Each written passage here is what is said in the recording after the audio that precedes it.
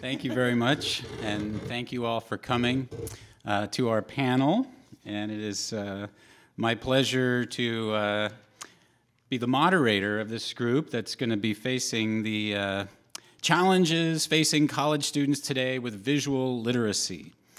We're calling it Lessons from Librarians and Interdisciplinary Professors in a Faculty Learning Community. My name, as it shows on the screen in blue, is Andrew Hershberger. I'm the Associate Professor of Contemporary Art History at Bowling Green State University. I'm also the current chair of the Division of Art History there. And I was a lucky member of a faculty learning community, and most of the membership of that community is right here before your eyes at BGSU. Our faculty learning community is comprised of both faculty and librarians, and that's pretty special to me, actually, that combination. And all of us work together at Bowling Green State University, or BGSU.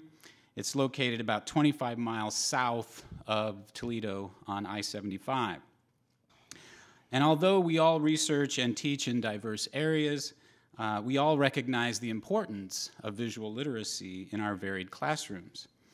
And by the way, none of us consider ourselves to be experts in visual literacy. And I think that's one of the strengths, oddly enough, of this panel.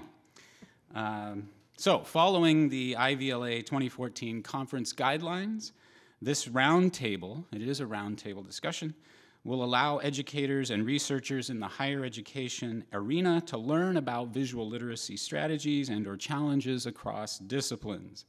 And we do represent a lot of different disciplines, as you'll see. So please save your questions until the end. After each panelist has spoken, I'll open it up for questions from the audience, and we'll continue to the discussion in the direction of your interests. All right, so our first speaker is Eileen Bosch, and each panelist, again, will introduce themselves. Hi, everyone. My name is Eileen Bosch. I am an associate professor and the library instruction coordinator at BGSU.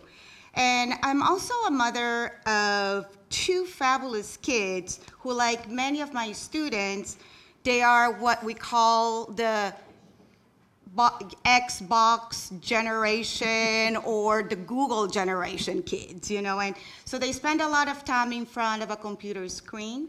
They spend a lot of time watching YouTube videos. They spend a lot of time actually stringing video clips and uploading them too.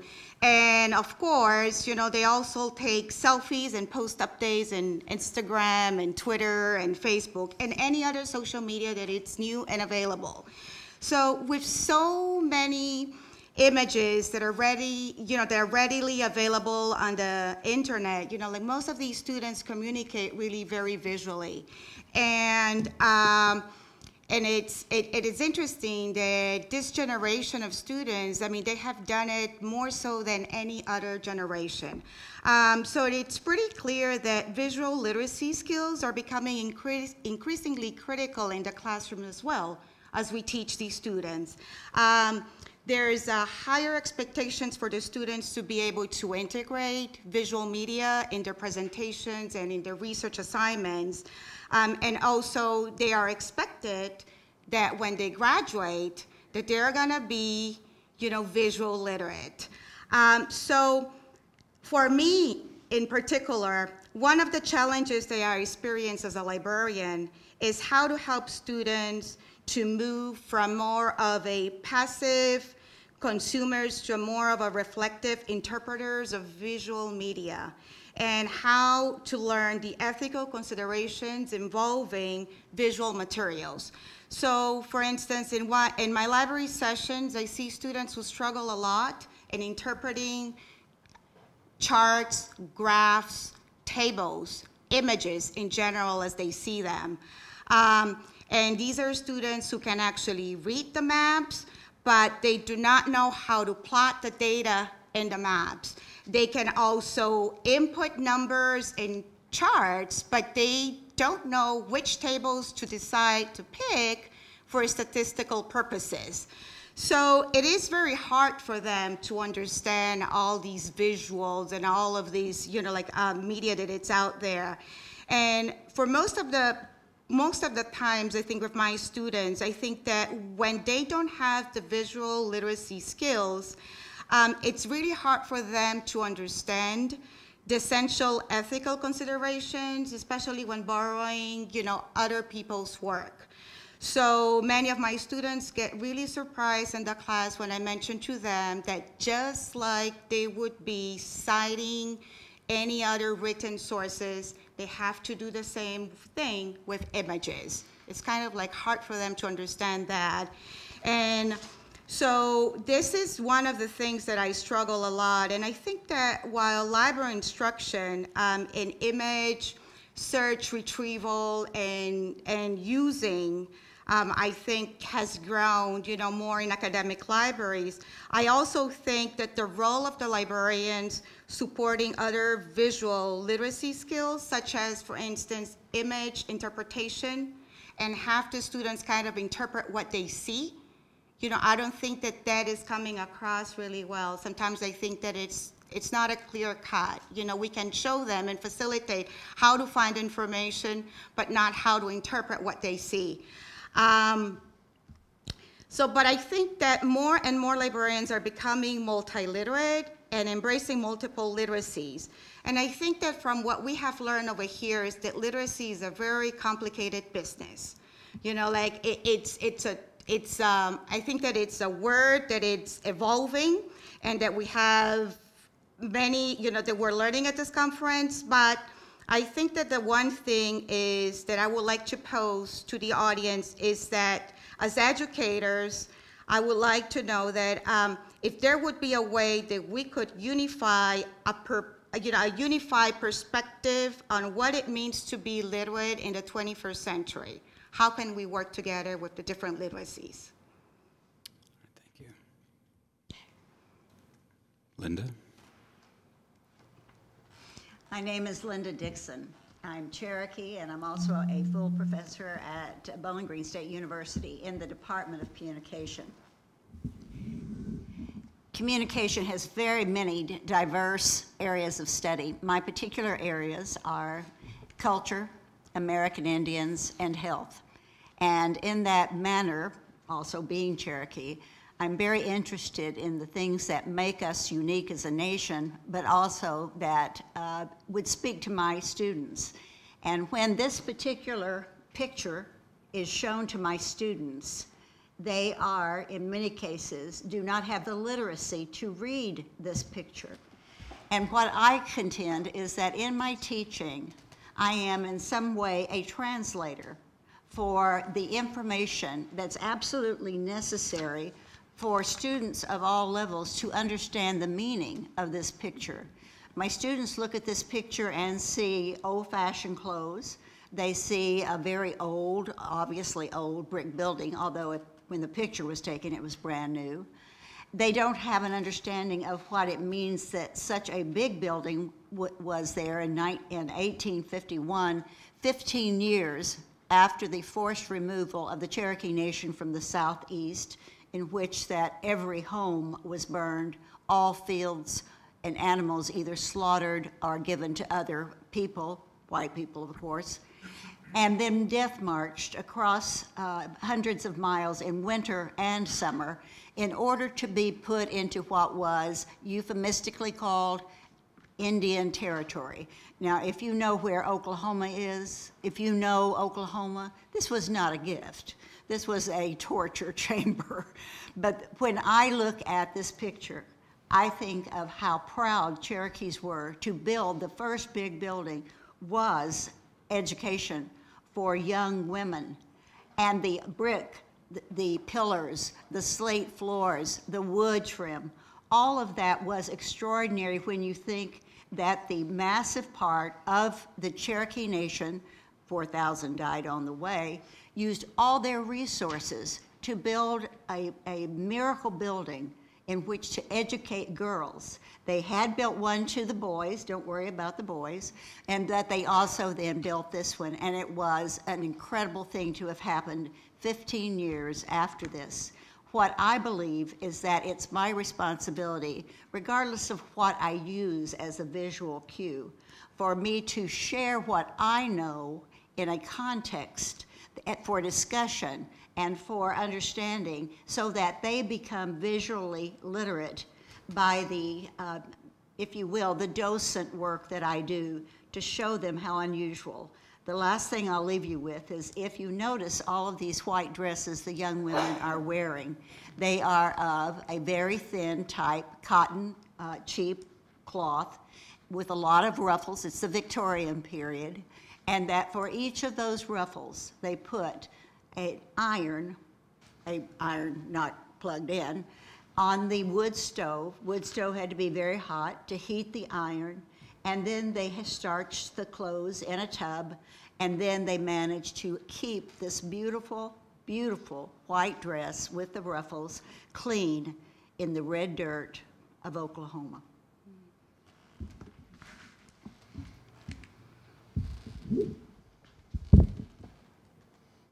My name is Amy Fry. I am the librarian for the School of Art at BGSU. I have a master's degree in art history as well as in library science. So that's how I get to have my role. And I work a lot with students in the School of Art to help them learn about doing library research. And I'm working primarily with students who are actually artists. The majority of our students in the School of Art are majoring in studio art, not art history. And so they're very comfortable with images, or at least they're very brave about working with images and with visual languages.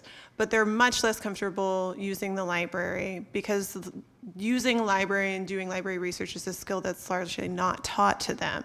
So in one of the classes that I've taught, oh, and I do have a former student in the audience, and she may have done this before.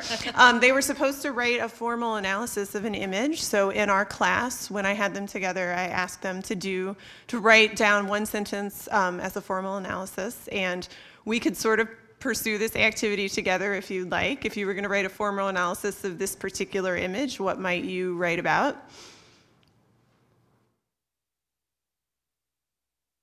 On day 2 of this conference, I know you've done this. There's a chair. That's very good. What? Well, there's supposed to be a chair. Yes. Something's missing. Something is bronze. Yes. There's a patina, right? There's corrosion. It's a mother and child, so that's important. So this is the kind of thing we do. I get the students to reluctantly share their observations of this image, and then we sort of discuss how these concepts become larger concepts. So a mother and child is leading us to think about relationships, about gender, what she's wearing, right? She's got a crown on, is leading us to think maybe about her social role or her status, the condition of the material, what the material is, and the fact that parts of it are missing leads us to think about maybe what the object was used for. Some of these things are things we notice about the object, and some of these things we notice are missing, right? So we also talk about what we can't learn from looking at the object. And this is, of course, a lot close to what Yenawin just did with us in the last keynote, if you were there. We went through this exercise of looking closely. But I think that there's a next step to that, which is then where you take the information that you notice and translate it into a research process. And in the case of using the library, it's using keywords to search our resources, noticing what we noticed about it, and then talking about ways that we can translate that into finding more information. I had a bunch of stuff written, but that's it. That's all I'm going to say. That's what I do. I'm Cheryl Housekey. I teach at Bowling Green State University in the General Studies Writing Program, first-year composition classes. And I do need to make a disclaimer that my comments I'm going to make right now do not reflect my department or probably any other writing professor in this country. All right, so traditionally, English composition courses have focused on written text and expository essays. And if visual literacy was considered in those classes at all, it was typically by using visuals as essay prompts, or in the case of technical writing classes, by using supplementary graphs and charts like this one on the screen here. And if any of you are baby boomers or around that age, you remember we had to type that stuff with a manual typewriter. Yeah, it was tough. But in the future, if visuals are to be incorporated in not merely as being worthy of analyzed in a piece of writing, but instead to actually produce them in their own right, such as this kind of visual that may be part of an assignment a student produces even in a writing class, or even producing a video for instead of an essay. This is referred to as multimodal in writing programs. It's very highly pushed right now. Major changes are going to be needed in composition course objectives and especially in teacher training. Not only will composition instructors need expertise in standard American English rules, rhetoric, and critical reading and thinking, they will have to be knowledgeable about design and perhaps even video production, which I am not, even though I've been teaching since 1985. Andrew had to do the PowerPoint for me. I do not even know how to do that. So students are also going to have to demonstrate proficiency in all those kinds of things to pass their writing class too. But my question is this desirable or even possible in what's usually a 1 or 2 semester freshman level class?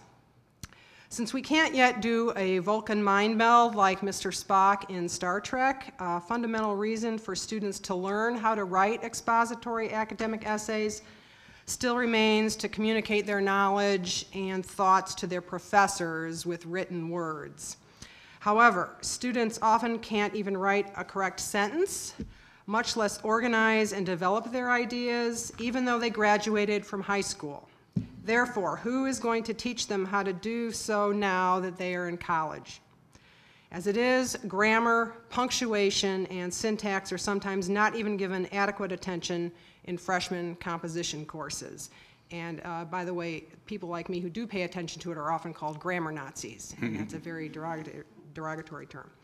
So the most compelling question then seems to be whether college composition programs should be incorporating visual literacy into their classes at all.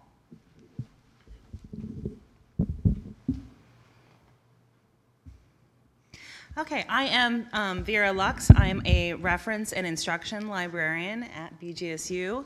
I primarily work with students in the social sciences, but like Eileen, we both wear 2 hats. We are both librarians and we are also course instructors. We teach information literacy courses online for credit at our institution. And this brings up some interesting challenges about working with students with visual literacy. We have several assignments in our classes that ask students to use visual literacy skills, and this is done intentionally. Actually, for one of the classes, I developed it around the whole course content around a fairly new concept in librarianship called meta-literacy.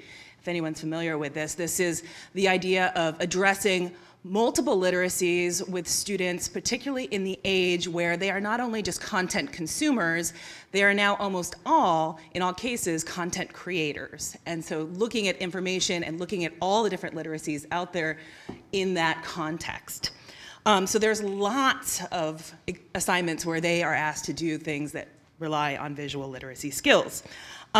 This gives us the opportunity to show them that information does not necessarily need to be just text-based. I think that that's still kind of the assumption for college students, that their assignments are text-based or textual. And it shows them the importance between the connection, which is really important for me as a librarian, the connection between information, the medium that you are showing that information, and the audience you are giving that information to.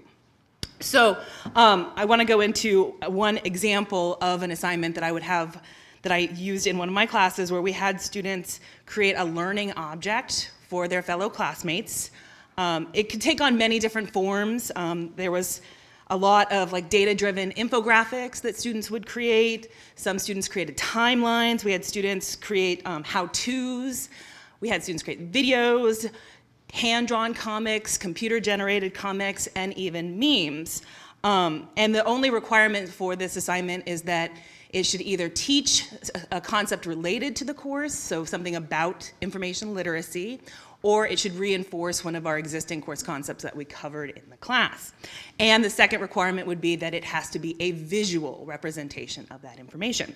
So now I'm going to show you a rather flippant example of one of these projects. So I could kind of maybe think of what a few of you might be thinking in the room right now. Is this fair? I mean, can you think about like the student who did the infographic, right? And then a student who creates a meme. It seems like those two projects should not be part of the same assignment because one of them could be really hard. In your head, you think about creating an infographic and that takes a lot of in-depth skills. But one of the things I like about the assignment is it gives us the opportunity to show the unique challenges of creating different types of content well in different mediums. And I really think that both those assignments with a lot of revision and refining can be equally challenging. In one, you have to use a lot of content in a very little format, right? You're kind of putting all that data, all those graphs, and you're trying to do that in a way that is visually engaging. And in the other, you have almost no content, but it has to have a powerful message behind it. But at the same time, there's another challenge that comes from creating content and using viral content and remixing content, and that kind of plays off where Eileen left off, which is the idea of the ethics of the information. And there are a lot of ethical issues when it comes to reusing remixed content. Viral content in particular is intended to be shared, right? Like, you want that content to get out and you don't want people worrying about who they're citing and giving credit to information sources, but that doesn't necessarily mean that the person who created that information originally, that piece of that visual, has that same philosophy. Dos Equis probably never thought that this, which is from a Dos Equis commercial, was going to turn into this, you know, like that, where this is one of the most popular memes out there. And these ethical issues for our students will then become potentially legal issues after they leave the protective environment of the college campus and go into the workforce. When I started researching these issues, one of the things that stood out to me was that there have been lawsuits about this. For example, Keyboard Cat, which is like an originally created, you can trace that back to one person, was used by corporations. Those corporations got sued, and the creators of keyboard content came to positive settlements on those cases, and there's a number of those out there now. So basically, something as simple as a meme can bring out tons of underlying issues that are essential for information literacy and visual literacy. Copyright and fair use and understanding that things are copyrighted even without being registered. Being able to determine, do I have the right to use this in my class project, going through those principles of fair use. Being able to use key research skills like knowing I need to research this and learning about sites like Know Your Meme that would give you the background behind the site to tell you that it's from Dos Equis. But even more specific skills that we care a lot about as librarians, like learning how to do a reverse image search on the internet to find out when was the first time this image ever appeared as a meme. Knowing something that's even more fun to us as librarians, which is knowing things that visual images have metadata behind them. And you can look into the metadata of an image and learn more about it to help you decide and be able to do the research that gives you the ability to use information ethically.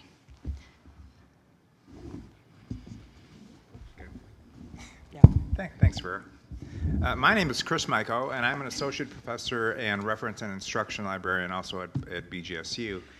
And I'm just going to take a few minutes to talk about library as place and collections as objects that are used and perhaps more increasingly so not used by students in today's universities. The organization and visual representation of knowledge as presented in academic libraries is becoming less relevant to today's university students. With the advent of electronic databases in the 1960s, beginning with Medline, which eventually replaced the print Index Medicus, continuing through today's environment where full-text electronic content is the norm, print journal holdings are quickly becoming archive or legacy collections, which are rarely used by today's students. Basically, students rarely need to look for and retrieve physical journals from library shelves, as online full-text versions have replaced physical copies.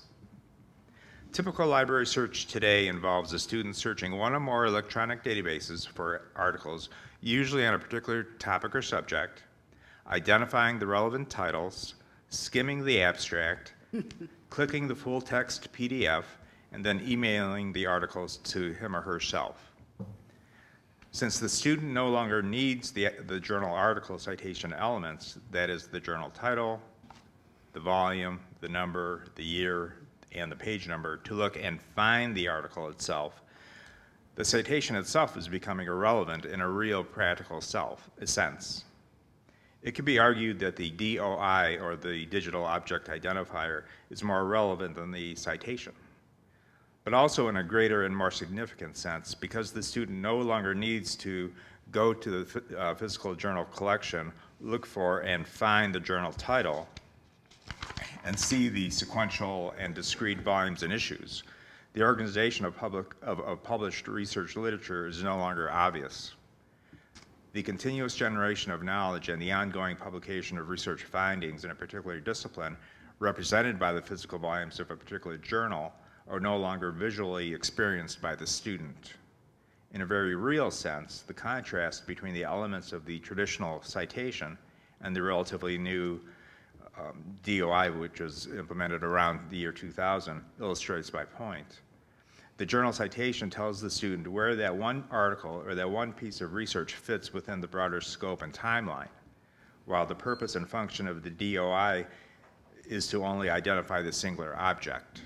The display and use of the college library's physical monograph or book collection is also shifting. Students no longer can browse, look for, and find all the books that their library owns on their library shelves. The most obvious explanation for this reality is the transfer of library materials to remote sites. Different libraries have different criteria for sending materials to these remote sites. Most common is usage. Little used materials are removed from the collection. The second explanation is the library's acquisition of ebooks. As more books are published in electronic format, fewer titles are physically and visually available in the library itself. Given the reality of remote storage sites and the growing acquisitions of ebooks, browsing the library shelves is not the complete experience that might have been in the past. And perhaps more importantly, the serendipitous nature of discovery, that is just actually finding something exciting and neat on the library shelves, is certainly diminished as the visual display of library collections become less complete. Without the visual representation and use of the library's physical collection, journals, and books, librarians and faculty cannot assume university students understand the traditional organization and presentation of published knowledge. This subtle yet profound change should be recognized and addressed in the curriculum. Thank you. Susan. Good afternoon. My name is Susan Nelson, and I teach bassoon in the College of Music at BGSU. And I have to tell you that it's really fun to be a part of a learning community like this with interdisciplinary faculty, because I've found usually that the approach to music and music instruction can be very, very different than a lot of the other disciplines. So to talk about visual literacy has been a really nice connection among all of our different areas in the university. And I don't think that a lot of people would think of the topic of music and necessarily think about visual literacy. So when you think of music, you think, what are you hearing? You know, what are you listening to? Sometimes if you go to a concert, there is that visual aspect of what are you seeing as you're listening. But from the performer perspective, which is what I'm going to talk a little bit about today, there's a lot of impact with visual literacy because music itself is a visual image. So that becomes a challenge because much like, I guess a quick example would be if you're driving, you see a stop sign that signals you to put the foot on the brake and start, to stop right at the line that you see on the road. Music is very similar in that it gives you a set of instructions, but it's really quick and fast and in real life time. So we've got an example, and I'm going to point out a few things on here, just to give you an idea of what do you have to interpret visually from the performer perspective. I'm going to assume that some of you may not know how to read music or may not have a lot of experience. So trust me, I'll go through a few things so that you understand what we're talking about. From the student perspective, this does become a challenge because there are a lot of instructions that you have to do all at the same time. So not only do we have to interpret this visual picture, but it's telling us physically what to do. And then we listen orally and then react accordingly. So I've got my little laser pointer here. Looking up here, we've got this cello suite, and we've got several instructions. This reads a lot like text. You start at the top line, from the left over to the right, back down, left to the right. So just like you're reading, a book, essentially. So we have a bunch of lines, all these 5 lines here, which are the staff, and any note head, which are these black dots, wherever they are located on that staff tells us which note we're actually supposed to play. So whether it's an F or an A or a B, that tells us. The other thing is that each of those black notes has a stem attached. Some of those are connected, some are not, so that tells us how quickly we're supposed to move through those notes. We also have poco allegro up here, which tells us the tempo that we're supposed to take. So it's a lot all at once that we have to interpret. It's not necessarily sitting and pondering. We do practice so that we get used to how are we supposed to do that. Similar to, let's say, your driving route to work. After you've done the same route a few times, you almost don't have to think about it anymore because it's almost automatic to you. So that's what our practicing is. So just to give you an idea, I picked this particular example because there are a lot of different things that happen pretty quickly. And I'm just going to go through a little bit of the beginning so you get an idea of what all we have to do. From the student perspective, the student would come in and not do all of the things they're supposed to be doing at the same time. That takes practice and time, and that's the challenge when you're teaching. Just to be sure that they get all of those instructions at the same time. So starting at the beginning here, this F means forte, which means to play loudly. So we have these first 3 notes. We have to, number 1, play the right note in the right rhythm, at the right tempo, and then at the right dynamic, which is this forte. Then, as soon as we do that, we have to switch to mezzo forte, which is a little softer. And again, we have 3 other different notes. Back to forte for the next few notes, with a few other directions. Back to forte, back to mezzo forte. I mean, as you can see, there's a lot going on.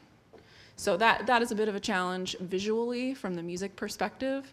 It's just a very fun thing to kind of connect that, because I don't know that I'd ever thought of it in that perspective before, but we really do. I mean, a good portion of what we do is based off of the visual aspect. All right. In conclusion, all of the members of the proposed of the panel, the round table, look forward to hearing your questions, and I do too. We'd love to have a discussion with you all about any challenges or strategies you would like to share with us in higher education or in education generally. So who would like to start us off with a question, comment, or an idea? Yes, please. I'm proud to say I'm an instructor at Bowling Green State University. I'm actually in the College of Business, and I was hired during the summer session and I'm teaching now. And I suppose my question is, with the exception of Ms. Nelson, all of you are in the business of conveying or projecting a level of visual literacy. Am I not correct? Mm-hmm. Ms. Nelson and I,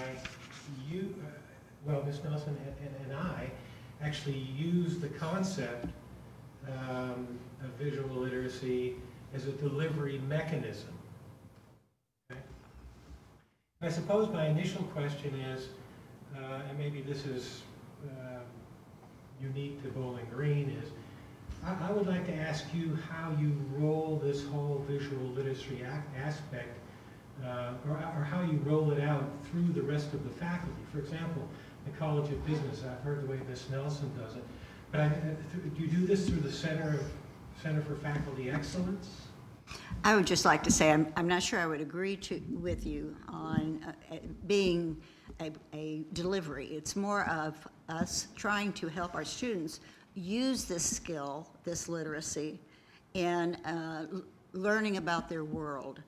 And that for my work, which studies culture, which studies then health and the issues related to American Indians, that gives them the ability, in contexts in which they have very little experience, to learn by looking, but also using what I put in my written words, appropriate context that is my job as a professor to bring up, to have them read, then to have discussion and point things out. It's a facilitation. No, I accept that and I understand that. I guess my question is more, as I say, it's maybe more BGSU oriented than anywhere else. Is there a coordination mechanism throughout the faculty, i.e. through the Center for Faculty Excellence, which promotes visual literacy? Or does every individual instructor? Okay, go ahead, panel. I could say one real quick thing is that we did meet through the center, what's called the Center for Faculty Excellence now. I personally wouldn't have picked that phrase for the title. It used to be the Center for Teaching and Learning, and that's a very common phrase. Now they've changed it to the Center for Faculty Excellence, but that is the context in which we meet as a faculty learning community, and that's always been the case at BGSU. Our context was not visual literacy. No. We came together to study the research process. Yeah. Yeah, it wasn't visual literacy at all. Once Andrew brought it to our attention what was this doing, we all thought, hey, we got issues with all this. We can contribute to this together. We're just on the side of our learning community doing this thing on visual literacy. That's what I'm trying to get at. I mean, it would seem to me to be just a no-brainer that the context of this whole thing is something which should be allowed to proliferate in an organized fashion throughout the BGS, certainly BGSU faculty. Well, I think the issue is not talking about it as an organized. The point is that we just reacted and by the fact that many of us were already thinking with the concept without the term visual literacy. And that's the richest part of these communities, that because we are talking about so many different ways of teaching. And once we saw and we were going, yes, like this, then we felt that we had something to say to other people. I didn't realize what I was doing could be considered visual literacy at all. So I hadn't even thought about it in that context, and certainly not in an organized way. And I think that's part of the nice thing about this conference, is that it's giving a vocabulary to ideas that people like us, who may have not really thought about it concretely that way before, are able to use to think about it now. So yeah, I mean, I think in an organized manner, I don't know, but I do think that ideas like this and practices like this are being used throughout the university, not in an organized way though. Great question. Any other questions? Yes. I'm the librarian here at the museum. So I work with both museum staff, curators, researchers, but we also serve as the library for the University of Toledo's art department. So the majority of people that I work with in person in the library are the studio students who do some art history.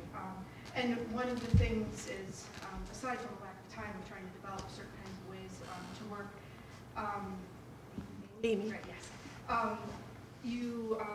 You know, talking about certain kinds of instruction, I'm curious if you, and also along the lines of the information literacy classes that you have, I was curious about requirements for students, if they have to take classes, if some of your instructions might be one-offs, how difficult sometimes it might be to work with studio faculty to try to incorporate things in their classes. And it's kind of a big question. So big question. Whichever thing you want to. Okay, so I didn't start doing anything with the School of Art until maybe 3 years ago. And it's a question, like getting some of those things going with the faculty and then with the students is more a question of sort of building relationships and getting to know people. And some professors, I also don't require professors to be at my class when I teach. So when they go to conferences, it becomes a really good time for them to send their students to the library, which I don't mind because it lets me give those students an experience using the library.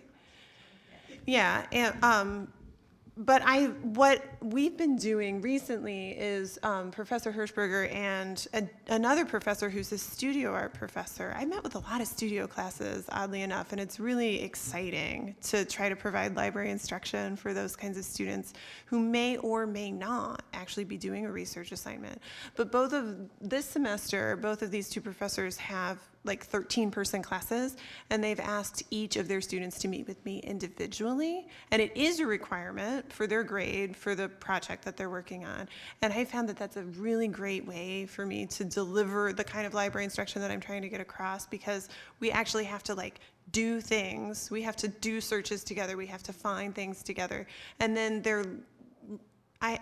it's very hard with a 40-person class where you might have people with very different ability levels and comfort levels with using the library. Whereas when you're with one person one-on-one, you can be like, do you know how to find a book on the shelf? Let's go together. Do you know how to find this journal and print in the library? Let's go together and do it. So it's been really effective. It's not very scalable.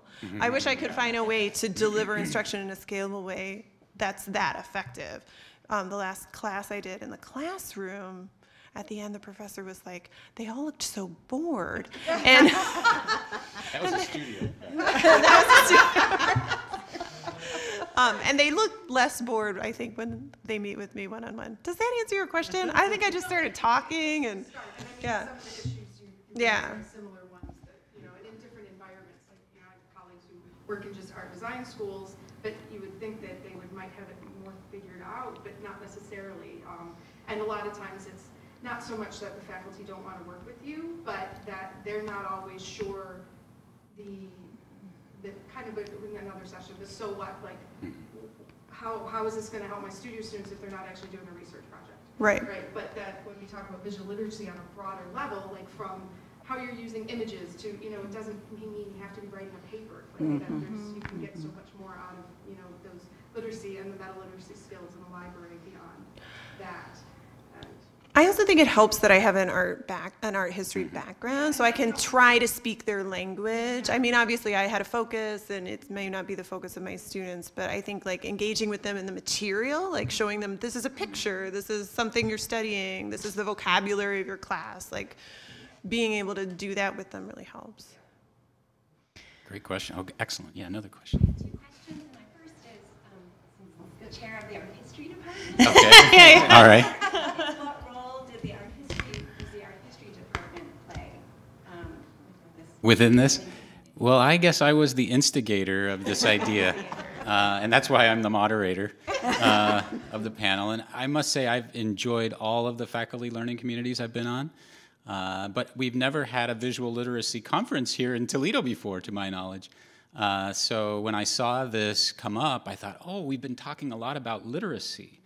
And literacy and how does that impact our lives as faculty across disciplines. And it certainly impacts my life in art history, so it struck me that I should suggest it to the group, and happily they thought it was a good idea. So we jointly wrote our little proposal, and here we are.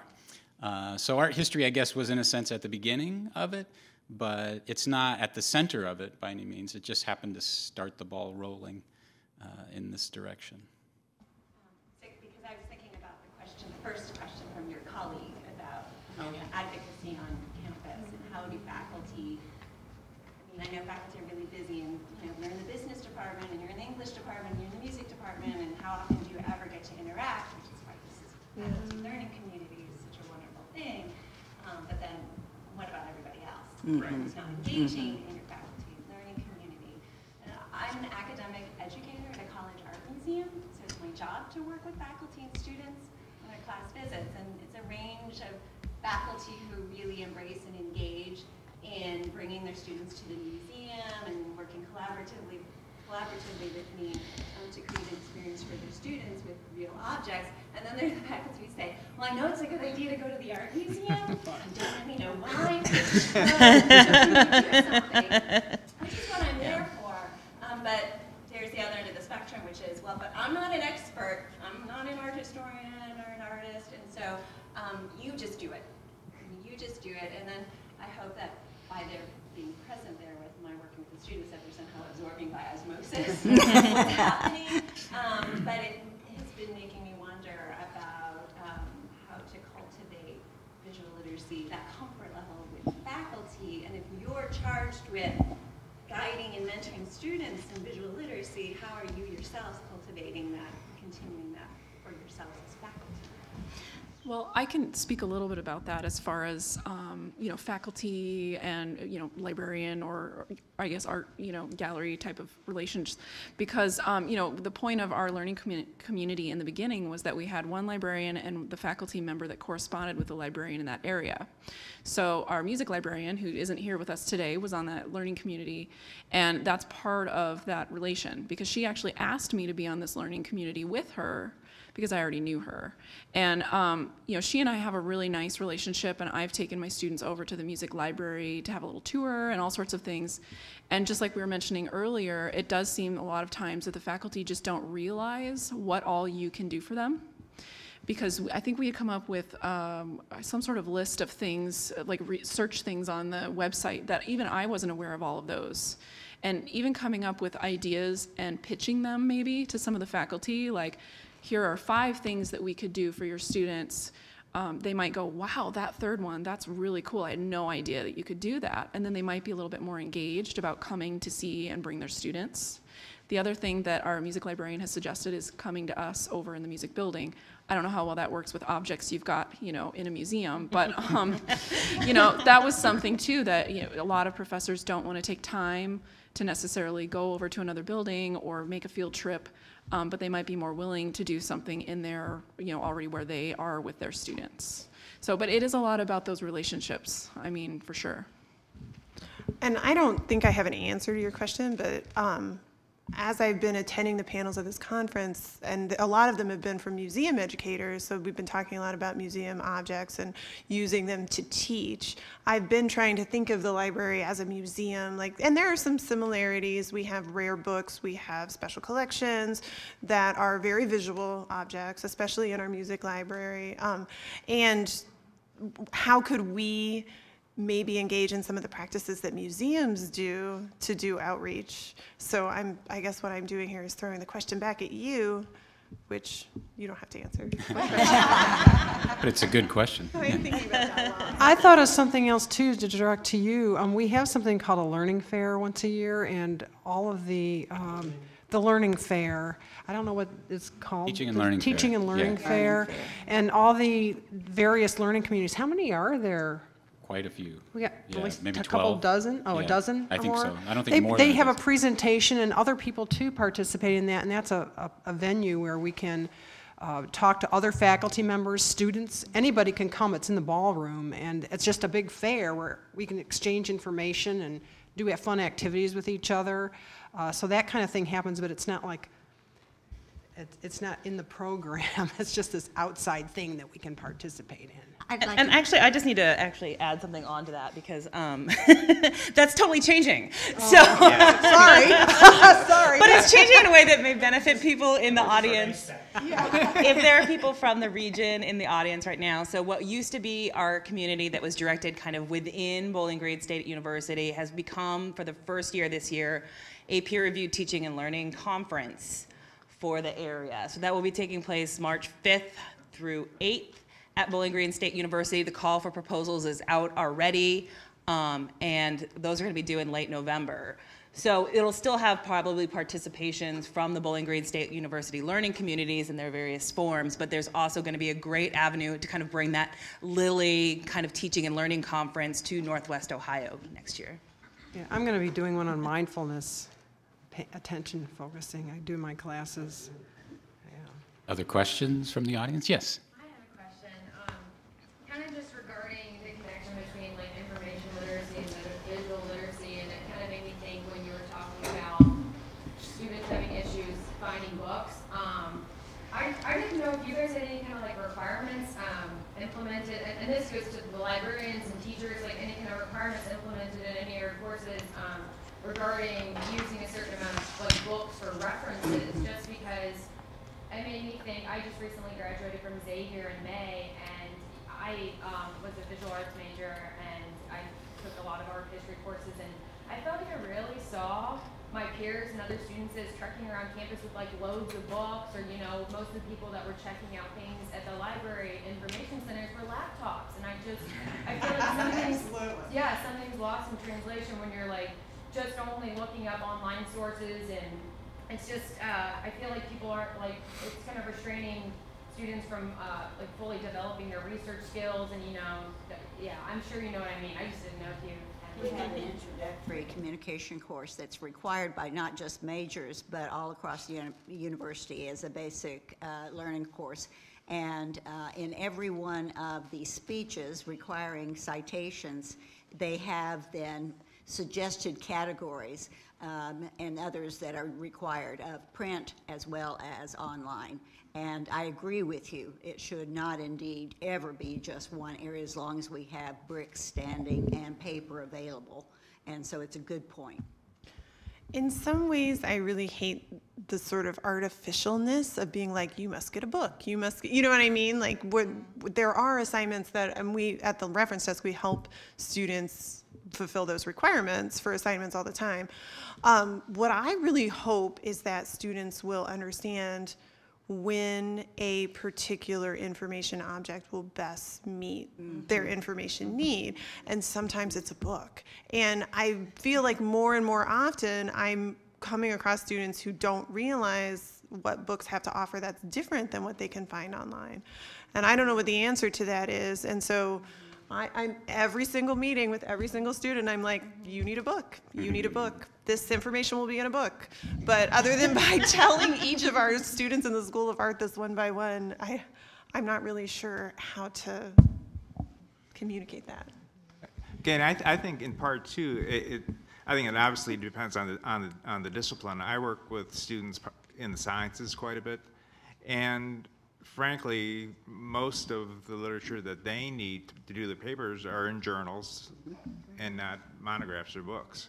And that's where I guess I'm more exposed to, like, everything's electronic full text, and they could do that research for the most part any place and not even step into the library, and because they don't have to find the physical copy anymore.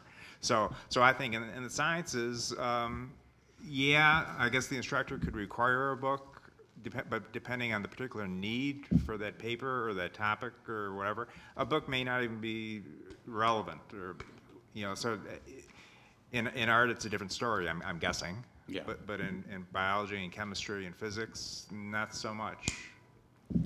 Yeah, and since I teach basic freshman composition, the academic writing class, we are required, every student has to take this class to graduate from Bowling Green, and they are required to write a research paper. So part of my job is not to just teach them to write one, but how to do the research. So I work with the librarians too and tell these kids, not necessarily you have to use a book or a journal or whatever. They think they know how to search the internet by doing web searches. Well, they're lousy at that too, so I have to teach them how to evaluate and, look at what they're getting on there, but what a database is, that we have this unbelievable resource to use, and also and that there may be books to show them how to use the online catalog. That's part of my job to do, but not require them, but say, again, like they were saying, it's if appropriate for your particular topic, then you might want to look here, you might want to look there, and I try to do that with them as freshmen, getting used to a university setting with their resources, because their professors are going to want them to know how to do more than what they did in high school K through 12, and what the kind of ability we have to provide them with all sorts of resources for their work. But these kids want to sit there and push a button, and they want to get the first 2 or 3 entries on Google, and that's it. And I got to tell them, you got to work harder, look at keywords, get down from 100,000 hits down to 100, down to 10, so you can really narrow. So all kind of work I got to do with that. And then say, pick up your butt, walk over to the library. I'll go over there with you. It's really cool in there, and I'll show you some neat places, because they just don't want to. Some of it, I don't know if it's laziness or just fear, or just they don't care. I mean, that's a big thing. I get a freshman writing a research paper. What the hell, I got to do this stupid assignment. Well, I can try to get them to write about something they are interested in, like concussions in football. I got a guy who's got these concussions. He goes, I can write a paper on that? Yeah. How about the best way to tackle in rugby? Yeah, we can find information on that kind of stuff. And that gets them interested, so maybe I'm planting a little seed there. But yeah, we've got a lot of work to do, and if we're trying to help these kids, all these kids have to go through the writing program. But we have so much responsibility of what we're supposed to do with these kids in 1 or 2 semesters, it's impossible. We need we need like 4 or 5 different courses, including a visual literacy class. And first, how to, these kids can't read text, okay? You guys think, well, they know text. They've been learning K through 12. They can't yet, still. So we got to do how to read, how to think about what they're reading, and then how to write about it or make a picture or a chart or whatever. We need separate courses for all that stuff, and maybe K through 12 and work it all in, but who has a uniform educational program to do that? I don't know. I homeschooled my kids, so I could do that for 12 years. But I was going to say, along those lines, this panel was very motivated and very animated about the postcard that was sent out about this conference, because the first lines are, "Words are so last millennium." That was me who was especially animated because I'm a poet. And it strikes me that the literary side of visual literacy may be needing more emphasis, at least from this panel's perspective. And maybe we need to switch the orientation of these words, in a kind of fancy way, where it'd be something like literary visuality or something along those lines that emphasize the literary quality. Yeah, how do you talk? You got to talk about, if you're talking about visuals, you're using words, right? You're using language. I'd just like to say that one of the reasons that this means a lot to me is because as the oldest member of this group, and the oldest probably in the world, that I work very hard every fall to be where my students are.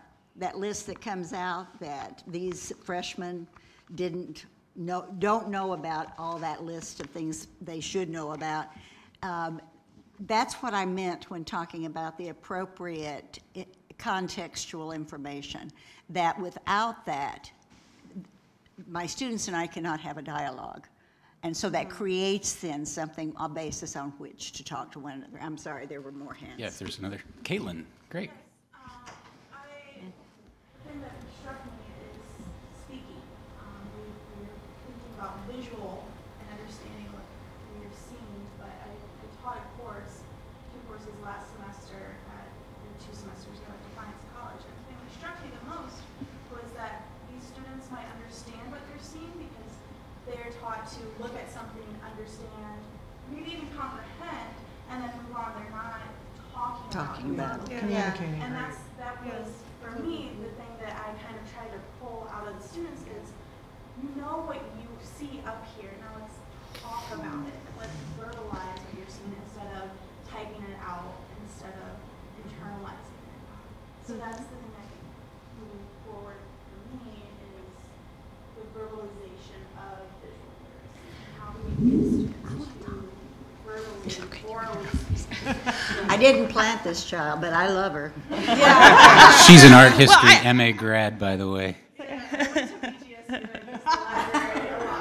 have a lot of loyalty here in the room. I think that also goes to the question of the connection between information literacy and visual literacy too, and not necessarily just in the verbalization, but in the idea of teaching students to dig a little deeper. And I think all of our literacies here are what connect that process of digging deeper, and their evaluation skills, thinking about something critically, and thinking about like who created it, who is the audience of this, what is the purpose of this. That can be applied to almost anything from data to text-based to visual bases information, and I think that's the connection between those things, and kind of connects to what you were saying as well.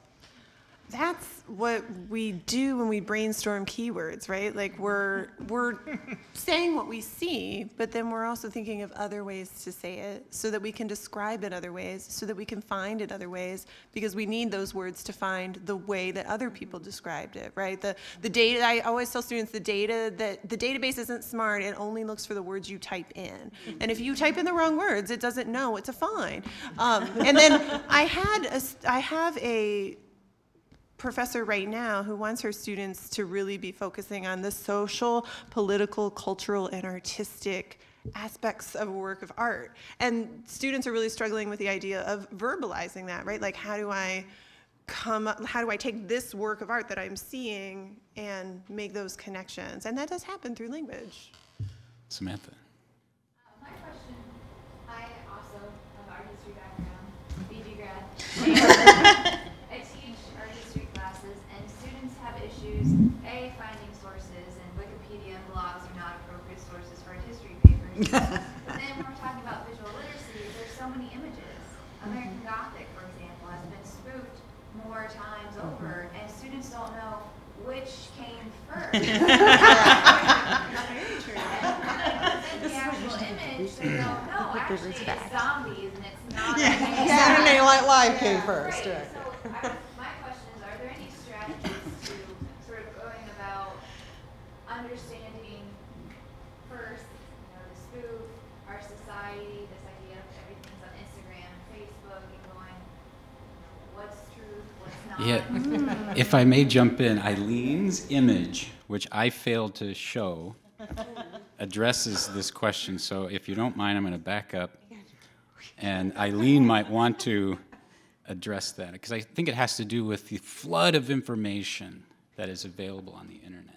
And when I was looking, actually, like it was so interesting too, because even for this panel, I think that the hardest part of our homework was to kind of like find an image that would speak to what we wanted to convey, right? And it's so hard, like you're saying, it's so hard to find. And actually, this image was one that I found in Flickr, and it is what I was mentioning earlier, that I think that, like younger students, this younger generation, they do everything so instantly, and they want that immediate response to everything they do. They post something on Facebook or on Twitter, like in 2 minutes or less than that, you need to have a reply. And so in doing this, they're missing out on all of these other things, so it goes to what you were saying, that when they go and they do Google searches, whatever comes first, those are going to be the 2 first things that they're going to choose. And so they're jumping, they're not evaluating, they're not thinking critically, they're not even clicking on the links to see and find out, like, where is this image coming from? And so it is. I mean, it is kind of a little bit, I think, in a way, I think that it's fascinating how things are working so fast and how there are so many parallels between visual literacy and information literacy skills. Both of them one looks at finding images and at the images and finding it and finding the images, selecting the images, thinking critically, towards finding all these images. And information literacy does the same thing, but with information too. So I think that there is a really good connection with that, I tell my students to use ArtStore, which somebody in the I mean, that's kind of a superficial answer. I mean, how do you do that? And this is something that bothered me about Yeneman's presentation, where we did this exercise where people were throwing out the keywords, and then at the end, somebody even asked, well, what do we do next? And he's like, that's it. That's all you do. And that's not true. Like, there is some truth, right? There is the first American Gothic. There was that lady sitting in the chair. There are spaces and places from long ago that we don't understand, but we can find out how to understand them if we use our library resources. Yeah. What date is the picture? What date was it? And if you don't know, ask a librarian. Yeah. There's 2 more questions. I don't know who had their hand up first. Okay, thank you. I have no bowling green. We can give you one. First, I would like to say that libraries and museums have a very long history together, especially if we go back to the beginning. And I know some of the work we do with all our exhibitions, we do work closely with our liaison librarians to make sure that we are pulling books and making bibliographies of all the curatorial research we do, have on hand, that is online during the course of our exhibitions on the library's website. However, and also answering a question by one of the other people posed about going back and understanding the difference between American Gothic zombies versus the original provenance research papers are life-changing to a lot of students. And I think it is hard because they don't even understand where it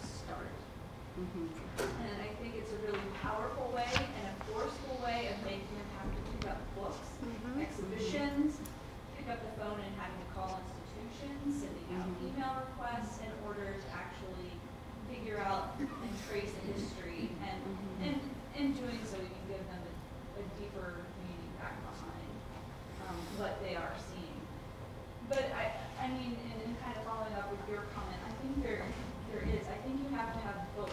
It's information literacy. It's being literate, understanding how to use your library, and it's visually too. And I think all these things all play together. And I think you have to look at them more holistically. And I do find it challenging as a museum educator that some faculty members don't understand how our presence can be of use to them, whether it's in the business department or computer class. But honestly, most artists are professionals in their own right and are generally coming and are reacting or talking about things from all backgrounds, whether it be marketing, statistics, graphics, and there's a lot of contemporary artists working in all of these fields.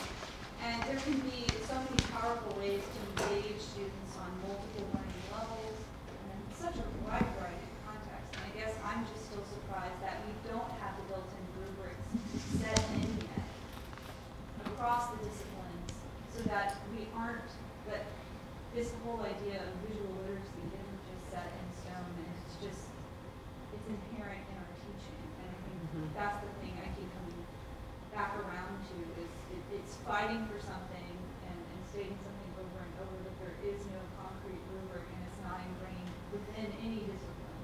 Right. Even within the arts. I don't think that should surprise you that much. Look at the K-12 area. Right. They don't have anything. I used to get students that were seniors that didn't have a clue about what visual literacy was. So it doesn't surprise me. These people have they've been through every course there is for what they're supposed to do in teaching, and nobody's ever even discussed it with it. So they come to me in technology class, and that's the first place they've ever found out about visual literacy. How do you teach in elementary school? And then, you know, so it's not just a problem that exists across the university spectrum. I think it exists across all the spectrum, educational levels. Yes, great question though. And in response to what you were saying about how in K through 12 that is an issue, I'll be very interested to see what they have to say tomorrow in the visual literacy and Common Core discussion. I go find them stuff and come across and go, I'm a 30-plus year educator. I'm teaching now, but now I've gone from the public schools, okay, and now I'm teaching at the University of Finley. I teach English 106, which is like the English 112. And I've had interesting experience because we still privilege the alphabetic essays. The 3 essays that you have to pass are all alphabetic. And within that realm, all the qualifications are clearly defined. There is that clearly defined rubric and documentation and, and the ethics. But we have a 4th essay, which is the instructor's choice, where we can, be a little more creative, and some of us use alphabetic essays, and some of us have been choosing because we know that the multimodal is knocking at our door, and I was intrigued by the questions like, is this desirable, and if it's even possible, and how do we deal with the issues of grammar, punctuation, syntax? And I've been struggling with that because for the past 4 semesters, I've been using my instructor's choice and allowing my students to compose in a different modality. So it was scary at first, but it was also really interesting because I know that this is something that's coming because I know the big guns in the world of rhetoric, that's what they're doing. They're putting their CVs, making their CVs multimodal, their dissertations are multimodal. So it's creeping down. So I guess my question is, and it's related to that, how do we come up with a rubric kind of thing? Because at first it felt like my kids were like, sweet, it's like I gave them Play-Doh and said, here, you can put something together, this is the easy assignment. Right. But it's not. Right. Those are the different modalities. It needs to be taken seriously. So it's like, how do we make our multimodal assignments as scholarly as the alphabetic assignments? Because that's common. And that's where I'm like, itchy, just like you are. And what kind of standards are we going to use? Especially if we're teaching and we don't have the background even to do it. I just learned Jing this week. I mean, I'm just like, I would love to. Me out. I would love to address that question. One thing, I think University of Findlay has this wonderful Maza, is it the Maza Museum? Yeah. Connected to it. What a great resource that is for you and for me. I have taken my own kids there, and I had a magical experience there. It was really, really wonderful. So one thing, like Tom Loeffler is right in front of me. He's the photo curator here. And so one thing that I would hope, if there ever is a rubric about this kind of fourth assignment, that students would be forced to see original works of art in the Maza Museum or in the Toledo Museum of Art or in the art galleries at BGSU, or some kind of primary sources, I think would definitely help raise the level of research standards in this particular assignment. As much as I love Vera's example of the meme, from the Dos Equis man, I would want to have my students, go into Tom Loeffler's collection of photographs, if possible. Yes? I know there was a question about how they're now integrating, or how they're expected to integrate visual literacy within the Common Core. I'm actually an 8th grade language arts teacher, and we have a wonderful new test called the PARC test that we are all thrilled about. Is there sarcasm in your voice? What the PARC test is doing, we used to have the Ohio Achievement Assessment, which I've had thousands of names over the years. And what that used to do is just focus on read a text, answer the questions, short answer, extended response. With the new PARC test, they now have to learn how to synthesize. So they might have 4 passages over one topic, and then they have to be able to pull all of those topics and all those stories together for one question. Wow. And part of incorporating the Common Core is the nonfiction text. And I have seen they are actually incorporating art. Good. They have into the new PARC test. Unfortunately, it's all online, which I'm not really a fan of personally. But I know now they are actually incorporating, look at this image, read these 2 passages, listen to this, this visual or this audio element, and then you have to pull all 4 things together and write a testing response. So, yes, the Common Core doesn't necessarily support visual literacy, but they are making strides as far as the testing goes to incorporate it a little bit more. I don't know if that does help at all, but I have seen firsthand that they are adding elements of visual as primary sources. And do you teach in a way that would help students learn how to do that? Yeah. I'm an out of the ball. Yeah, I know you do, but is it across the board in Ohio, people who are trained to teach, middle school doing that? No. Yeah, right. So that's just you. Right, and that's something that I know there is a lot of reluctance towards. A lot of the older teachers are combating that and saying, how do I know how to synthesize? I learned that in college. I see it as a very valuable thing that students need to do. Oh, absolutely. And like I said, I'm an out-of-the-ball teacher. I do incorporate art into my language arts classroom. That is something that in 8th grade I am hitting very hard. How can we draw meaning from these things? But a lot of our older teachers that were not trained that way, they're meeting it with a lot of reluctance. They're not sure how to do it. They weren't ever trained to teach it. And so there's a lot of controversy about how can I prepare them for a test that I'm not prepared to take. That's right, because the kids aren't going to do well on the test then, right? If they don't know how, or do they know how? And it's kind of hit or miss. That for when they leave my room, they better know how. and that's something that I teach, but I think that's also where we need to reevaluate the education of the education system. Teaching teachers to teach them. Now, by the time the next round of teachers comes out of college, they'll have a new testing system. So who knows? But I think that's something that we almost need to evaluate at a university level when we're training teachers, actually making sure they know how to do that. What a great comment to end on. It seems to me I can tell that